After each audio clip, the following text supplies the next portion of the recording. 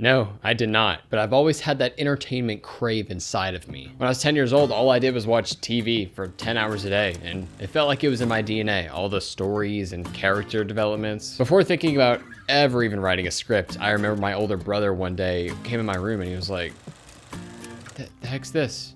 And it was index cards all up on the top of my wall, and it had actors' names on it. And I was like, I don't know what it is, dude. It's just something I did. It wasn't until I was editing the credits for a feature film I worked on, when I was editing these names, I was like, oh, that's the same feeling.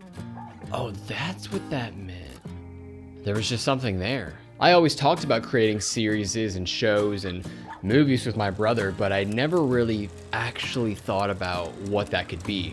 Not because I didn't think it was possible. I mean, I didn't even think about career paths or work back then. It just wasn't something in the ballpark at the time in my brain, but it was a want to do that. I eventually started performing, but it got old. It really did. I didn't feel like I was reaching my full potential. I could only read so much pre-scripted dialogue, basic blocking, pretty easy material. Nothing really took any risks, and that's what I would appreciate in art. Plus, by the time I got to that point, I kind of realized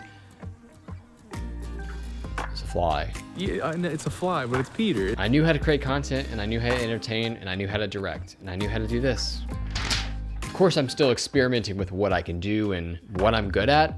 You know, going through multiple different phases. You know, we got the feature films, the mini-series, the full-on series, and what I like to call a classic Randall video, which is just people yelling and screaming at each other, and it's complete chaos.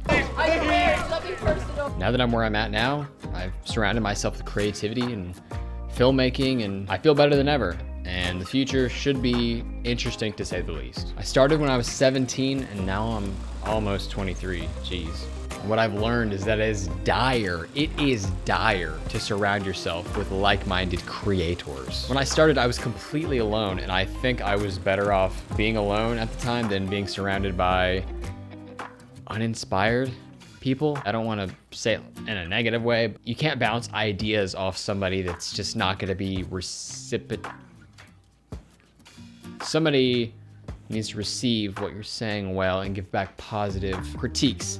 I don't mean be in an echo chamber. You don't want to just have people say yes all the time, but you need to be around people that are actually creating as well. Some of the most successful creative businesses in the world say the same thing. If you're just mediocre, not really trying, you're just there, you're just not gonna be as great as you could possibly be. Everyone that's around you should be wanting the project you're working on to be the best it could possibly be, and not be like, okay, when are we done, you know? I'll be around, so thanks for watching and subscribe for more.